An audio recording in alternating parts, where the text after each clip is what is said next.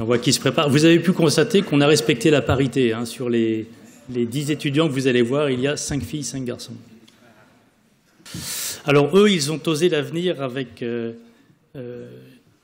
le déploiement de réseaux d'énergie en environnement difficile. Donc ça va vous intéresser aussi pour mettre ça sur la Lune. Et en plus, leurs travaux permettent de nous sensibiliser à la conservation des coraux. Leurs travaux leur ont notamment valu le premier prix Génération Développement Durable du magazine La Recherche. Je vous invite à applaudir l'équipe Enercoral.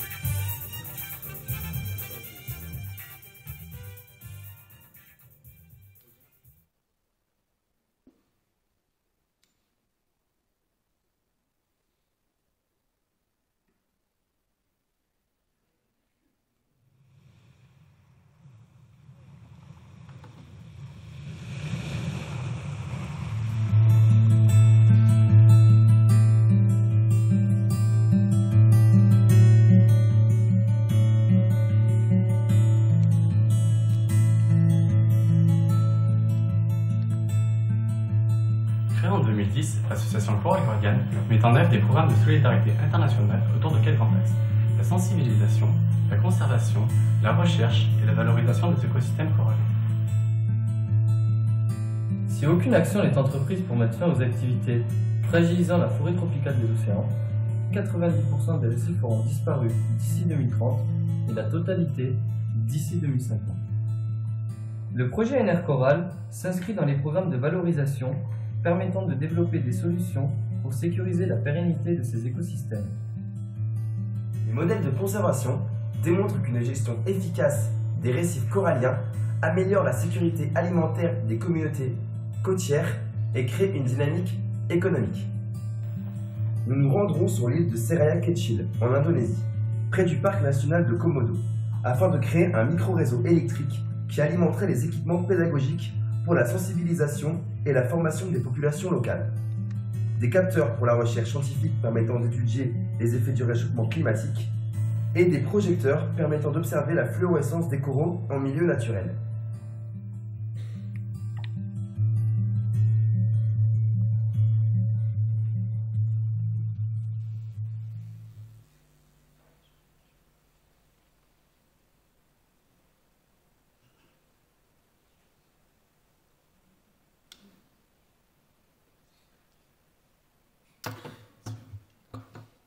Donc bonjour à tous, donc, nous sommes Guillaume, Yacine et Arthur, donc tous les 3 élèves à l'école de l'énergie, l'eau et l'environnement.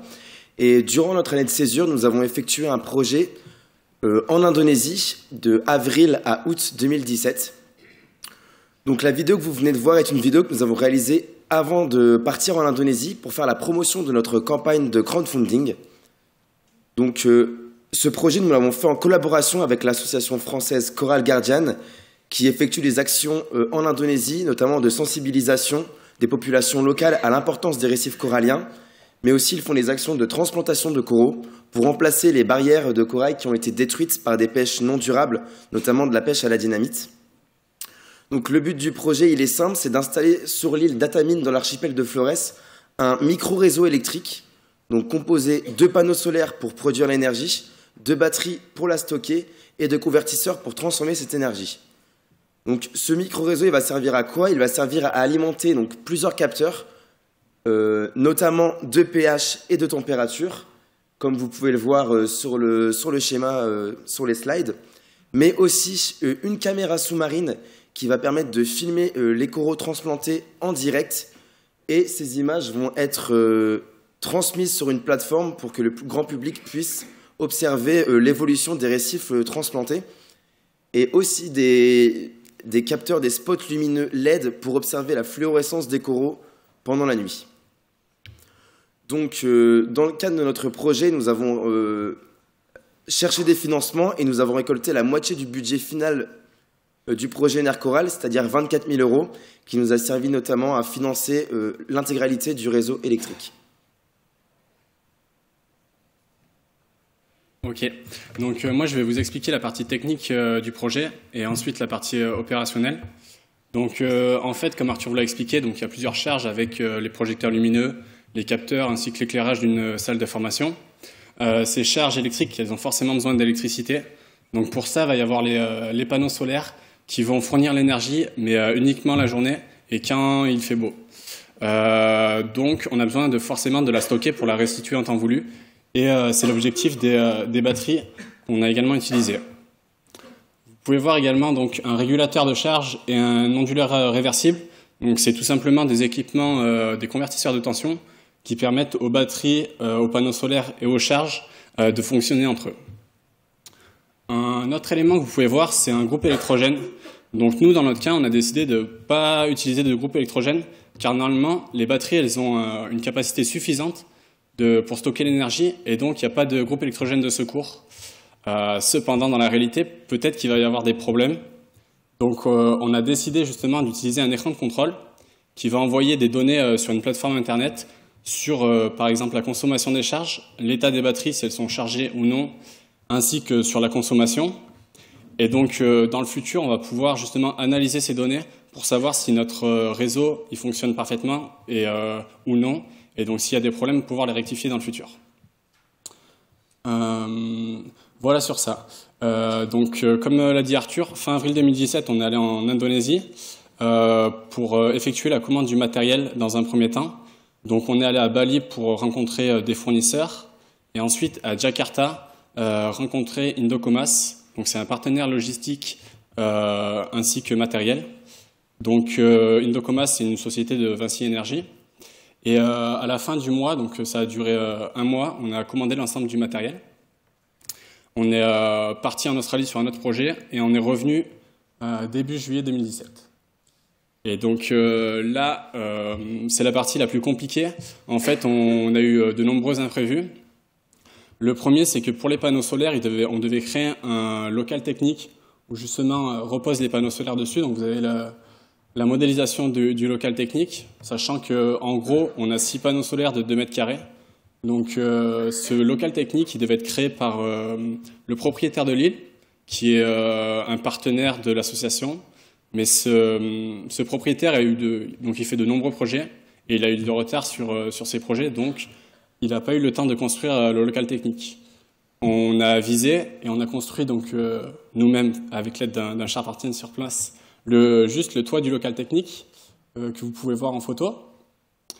Et le deuxième imprévu, et là plus important, c'était la réception du matériel. Donc on est dans des conditions différentes qu'en France métropolitaine. La livraison se fait par bateau. On est arrivé dans une période où il y avait beaucoup de fêtes nationales. Et il y a eu plus d'1 mois et presque et demi de retard sur le matériel. Donc là, pareil, on a dû aviser. On a en fait l'association donc Coral Guardian, un manager local sur l'île, donc près du parc national Komodo. Vous pouvez le voir en photo. Son nom, c'est Sutopo. Et donc, en fait, on a fait un guide un peu à la manière Ikea, étape par étape, lui expliquer comment ça va fonctionner. Et ensuite, il va y avoir un technicien justement de Indocomas qui va installer le matériel une fois le local technique finalisé pour qu'il n'y ait pas de soucis. Et donc, on reste également joignable. Le dernier point que je vais évoquer, c'est juste la livraison du matériel. Il est bien arrivé. En fait, 2 jours avant qu'on retourne en France, donc le matériel est arrivé. On a fait un petit listing pour voir si rien ne manquait. Et donc voilà, c'était quand même une petite récompense avant notre départ. Là, je vais vous laisser Yacine parler sur la suite du projet. Donc, malgré ces différents imprévus qui font partie de la gestion de projet, le futur du projet n'est pas menacé. Donc, tout d'abord, le premier prix reçu avec le concours Génération Développement Durable a offert une vitrine au projet et donc à de nouveaux financeurs. Donc, le futur du projet, c'est le lancement de la plateforme de diffusion intitulée Live Coral avec l'association Coral Guardian, qui a pour but de vous téléporter au cœur d'un récif corallien restauré, mais également d'offrir à la communauté scientifique différentes données récoltées des différents capteurs. Donc, ce programme Live Coral est cofinancé avec la Fondation EDF et permettra d'acheter l'ensemble du matériel restant. Donc 20 000 € ont été levés pour acheter les caméras subaquatiques, les caméras terrestres, mais également les capteurs de température et de pH, et également une station météo sur l'île d'Atamine. Donc merci à toutes et à tous pour votre attention. Merci également à l'ensemble de nos contributeurs et financeurs. Et un grand merci à l'association Coral Guardian qui nous a permis de réaliser ce magnifique projet.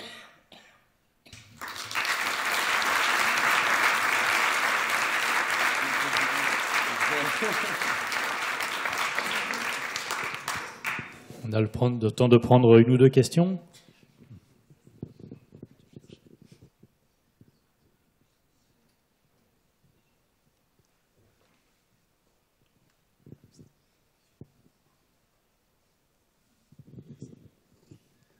Bonsoir.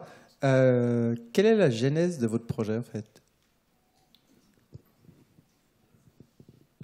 Donc en fait justement, dans le cadre de l'année de césure, on voulait réaliser un projet lié à l'environnement. Donc on a cherché sur internet, c'est un peu par hasard qu'on a trouvé l'association Coral Guardian. Suite à ça, donc on les a contactés. On a fait j'ai notamment participé au dimensionnement dans un premier stage pour justement savoir combien ça allait coûter et quelle énergie d'origine renouvelable permettait au mieux de produire de l'électricité. Donc il se trouvait que c'était les panneaux solaires. Ensuite, quand on a commencé le projet, on a été vraiment emballé par le côté social également qui repose sur le projet. Car en fait, les récifs coralliens, c'est un maillon dans l'écosystème marin. Et surtout, les populations locales là-bas, c'est beaucoup de pêcheurs qui vivent de ça, qui se nourrissent du poisson. Et donc, voilà, c'est à peu près ça comment ça a lancé notre projet.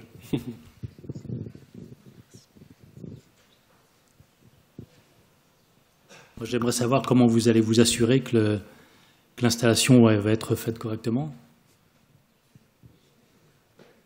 Ok. Du coup, justement, on a passé des journées entières avec Soutopo, le manager local, pour lui expliquer chaque élément. Il y a un ordre vraiment défini à l'installation pour pas casser le matériel. En plus de ça, il y a le technicien de Vinci, en fait, donc, qui travaille beaucoup dans tout ce qui est réseau électrique. Donc lui, il est formé dans ces domaines-là. Et on va se tenir également au courant de l'avancée. Donc on est joignable avec Soutopo, le manager. De plus, le décalage horaire, il est plutôt favorable pour nous. C'est-à-dire qu'on sera joignable à chaque fois qu'ils travailleront, quoi. Merci beaucoup encore une fois. Bravo. Bravo pour votre projet.